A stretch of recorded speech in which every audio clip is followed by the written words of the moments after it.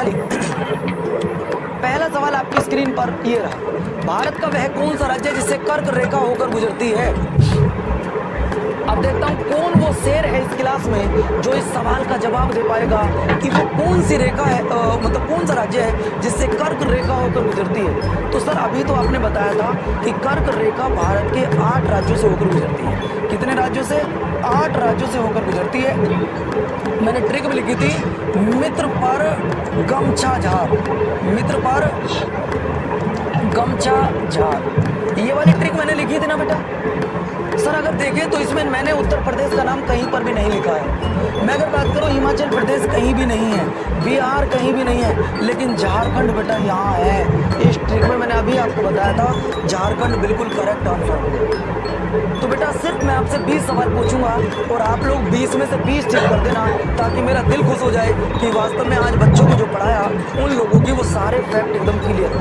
सवाल number next मैं आपको लेकर चल रहा हूँ, भारत के दक्षिण में सबसे दूरस्थ पॉइंट कौन सा है। यार ये वाले उत्तर दक्षिण पूर्व पश्चिम, ये 5 पॉइंट 4 पॉइंट मेरे को बताने थे, लेकिन ये नहीं बताया, कुछ आप भी बताइएगा तो मैं आपको बता दूं ये कौन सा हो जाएगा बच्चों आपका इंदिरा पॉइंट। छोड़ो कोई बात नहीं। सवाल नंबर नेक्स्ट, आदम का पुल। अगर मैं आदम के पुल की बात करूं, जिसको कई जगह आप लोगों ने देखा होगा, इसे इसे राम सेतु पुल भी कहा गया है। इसे क्या कहा गया बच्चों? राम सेतु पुल भी कहा गया है। ये किन 2 देशों को जोड़ने का काम कर रहा है? अगर मैं राम सेतु की बात करूं या आदम के पुल की बात करूं तो ये किन 2 देशों को जोड़ रहा है बच्चों? या इसे कई जगह पाक जल स्ट्रेट भी लिखा है। इसे कई जगह क्या लिखा है बच्चों? पाक जल स्ट्रेट भी लिखा है। तो आप लोग लिखेंगे सर पाक आते ही पाकिस्तान, मत समझ लेना। कभी पाक आया और तुमने पाकिस्तान समझा तो गलत हो जाएगा। ये हो जाएगा बेटुआ भारत और श्रीलंका। भारत और श्रीलंका के बीच में पाक जल डमरू या पाक जल स्टेट, आदम का पुल या राम सेतु पुल, कुछ भी कहे आपका तुरंत आंसर आ जाना चाहिए। अगला देखिए, सवाल नंबर नेक्स्ट आपकी स्क्रीन पर बच्चों ये रहा, बताइएगा। सवाल नंबर आपकी स्क्रीन पर बच्चों ये रहा, आपको बताना है कि इंडियन स्टैंडर्ड टाइम और ग्रीनविच मैन टाइम में कितने टाइम का अंतर है, बताइएगा। यानी कि कितने समय आगे है या कितना इन दोनों में अंतर है। बच्चों ये तो जर्नली सा सवाल है, आप हर बच्चे को इस सवाल का पता होगा। मैंने इसीलिए इसके बारे में कुछ खास बताया जो नहीं। घंटे कहाँ से है? हम जानते हैं कि 1 घंटे में 60 मिनट होती है, तो 60 पंजे 300 और 30 ये लगभग वो आपसे ये भी कह सकता है कि 330 मिनट। एग्जामिनर आपसे अगर ये ना कहे ना घंटे आगे ना दे, अगर वो मिनट में पूछ रहा हो तो 330 मिनट भी आपका आंसर आ सकता है। ये भी आप याद रखना, 330 मिनट बिल्कुल एक्यूरेट। कि सर 330 मिनट कहाँ से आ गया? ऐसे आ गया। और ये यही कैसे निकल कर आया? ये 330 मिनट कहाँ से आया? आपको पता होगा कि जो 2 देशांतर रेखाएं होती हैं उन्हें पार करने में सूर्य को देखिए, जो 2 देशांतर रेखा होती है, मैं आपसे सवाल पूछूंगा, आपका ये आज ये तो सबको पता है 5.5 घंटे आगे, लेकिन ऐसा क्यों ये मैं बताऊं। देखिए अगर बात आ जाए कि किन्हीं भी 2 देशांतर रेखा की अगर बात करें तो 2 देशांतर रेखाओं के बीच में 111.23 का अंतर होता है ना। इसे सूर्य को पार करने में 4 मिनट का समय लगता है। इसे सूर्य को पार करने में 4 मिनट का समय लगता है। और आप लोग पढ़ते हो सर जी भारत का पूर्वी समय कितना? 82.5 डिग्री देशांतर है। अगर इस 82.5 डिग्री देशांतर में मैं इसको ऐसे लिख सकता हूँ 82.5 गुना 4, मुझे बताना बच्चों कितना आएगा? मुझे बताना जरा कितना आएगा जरा। अगर मैं 82.5 की 4 में गुना करता हूं तो कितना आएगा? देखो 80 की अगर मैं 4 में गुना करूं तो 8 चौक 32, 320 मिनट तो ऐसा आ गया डायरेक्ट। 5 की 4 में करूं 5 चौक 20 यानी कि 330 मिनट आ गया। ये यहां से निकल कर आता है बेटा 330 मिनट, है ना। कि 2 देशांतर रेखाओं के बीच में जो दूरी होती है वो 111.23 की होती है, जिसे सूर्य को पार करने में 4 मिनट लगती है ना। और भैया पता है 82.5 डिग्री पूर्वी देशांतर, इसकी गुणा करो, इसमें तुरंत निकल कर आ गया। अब शायद आपको ये क्लियर हो गया होगा। अगला देखिए, नेक्स्ट सवाल क्या है? नेक्स्ट सवाल, भारत का मानक समय आधारित है। ये वही तो समय जो अभी तो बता गया हूँ पीछे आपको। ये वही सवाल है जो मैं आपको अभी थोड़ी देर पहले बता कर आया हूँ। और जो नहीं बता पाए तो वो आज अपने घर जा सकता है, बोल देना कि पवन भैया ने पढ़ाने के लिए मना कर दिया है। और हो सके तो सच्चाई बताना अपने मम्मी पापा को कि मना क्यों किया गया था, कि मम्मी मैं गुनाह नहीं कर पाया छोटी सी, तो वो आपको खुद डांटेगा। तो बच्चों ये आपका 82.5 डिग्री अभी मैंने आपको बताया थोड़ी देर पहले। अगला सवाल देखिएगा, सवाल नंबर 2, भारत के किस राज्य की सबसे लंबी मुख्य तट रेखा है?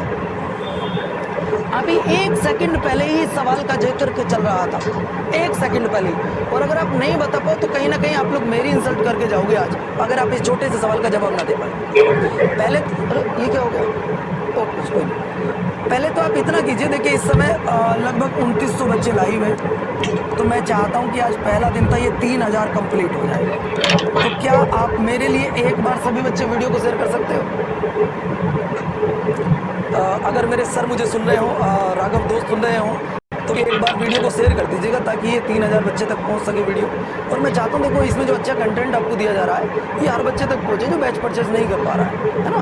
तो भैया सबसे ज़्यादा की असर अभी आपने बात की थी ये गुजरात की है, लेकिन अगर मैं यहीं पर आपसे पूछूँ सबसे कम किसकी है? सबसे कम सर आपने अभी थोड़ी देर पहले ही बताया है, सबसे कम थी आपकी किसकी? सबसे कम थी सर आपकी गोवा की।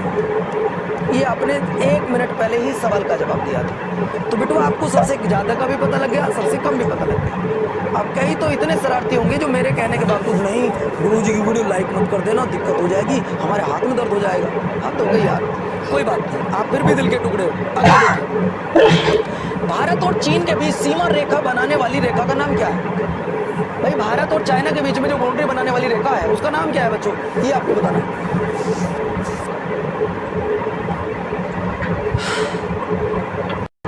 भारत और चाइना के बीच में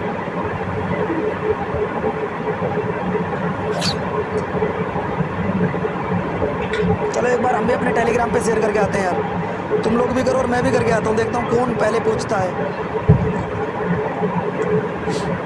दोस्ती की बात है आज, हमारी तुम्हारी दोस्ती की बात आ गई बीच में कि हाँ यार वास्तव में आज गुरुजी के लिए करते हैं, कोई बात नहीं। भारत और चाइना के बीच की अगर मैं बात करूं तो बेटा भारत और पाकिस्तान, अगर सवाल आ जाए बेटा इंडिया और पाकिस्तान, तो भैया वो कौन सा हो जाएगा?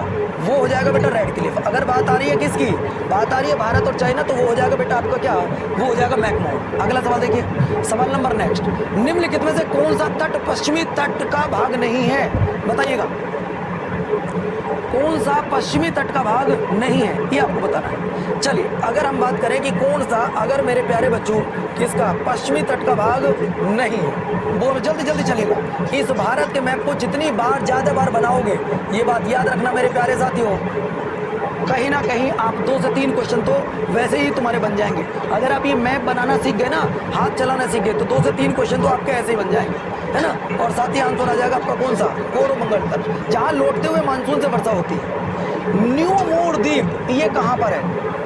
अगर मैं न्यू मोर द्वीप की बात करता हूँ, थोड़ा जल्दी चलूंगा बेटा, समय का अभाव है क्योंकि दूसरी अतुल सर की क्लास है। अगले पर आओ, भारत के पूर्व में कौन सा देश भारत के साथ सबसे लंबी अंतरराष्ट्रीय सीमा टच करता है? अब यार आप न बता पाओगे,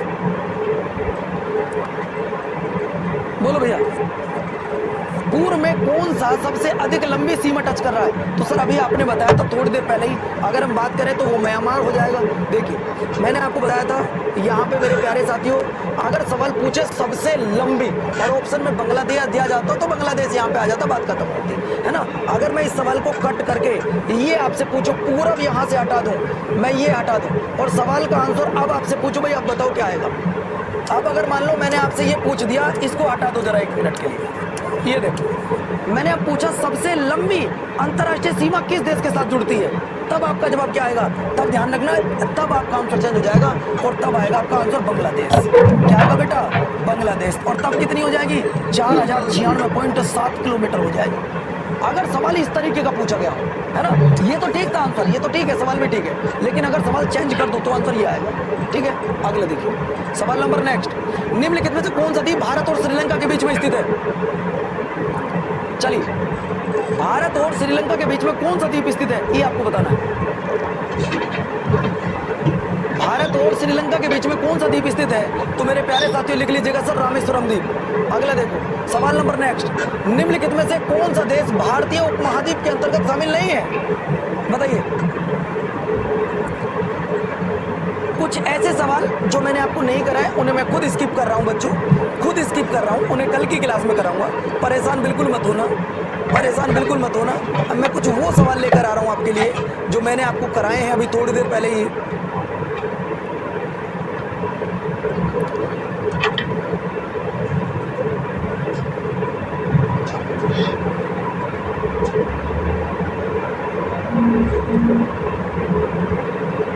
चलिए का जवाब दिया जाए कौन दे?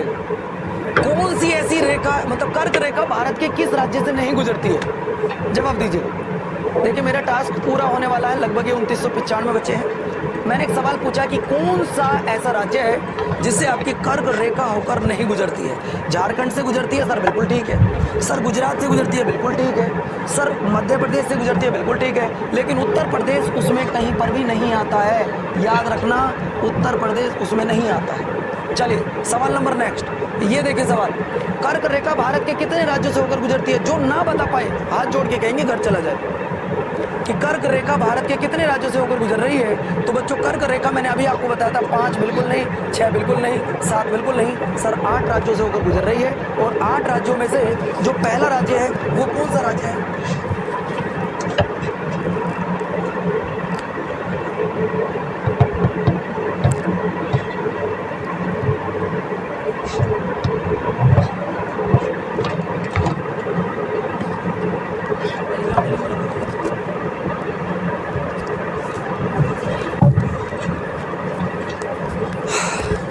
चलिए नेक्स्ट सवाल देखो बेटा, नेक्स्ट सवाल आपकी स्क्रीन पर, भारत की तट रेखा की लंबाई कितनी है? भारत की तट रेखा की लंबाई कितनी है भैया?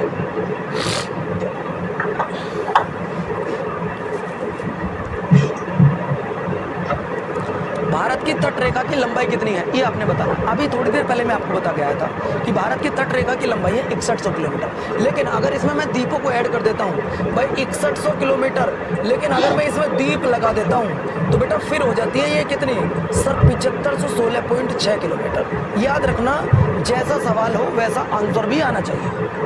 अगर आपसे पूछे कि भारत की तटीय रेखा की लंबाई कितनी है तो 6100 किलोमीटर, पूछे द्वीपों को लगाकर कितनी है तो 7516.6 किलोमीटर। ये भी क्लियर हो गया। सबसे ज्यादा गुजरात की, सबसे कम गोवा की, ये आप याद रखें। अगला सवाल देखिए, सवाल नंबर नेक्स्ट, निम्नलिखित में से किस राज्य से होकर कर्क रेखा नहीं गुजरती है?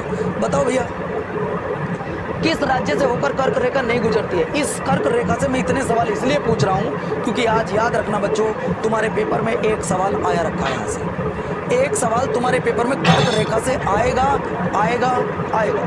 बोलो बच्चों, कर्क रेखा से कौन सा राज्य नहीं गुजरता है? और हाँ, कर्क रेखा से गुजरने वाले देश की ट्रिक भी आपको बताऊंगा अभी थोड़ी देर बाद। पश्चिम बंगाल, राजस्थान, गुजरात, लेकिन उड़ीसा का कोई नामो निशान इसमें दूर दूर तक नहीं है। सवाल नंबर नेक्स्ट देखिएगा, भारत का प्रमाणिक समय उस स्थान का स्थानीय समय है जो स्थित है कहां पर?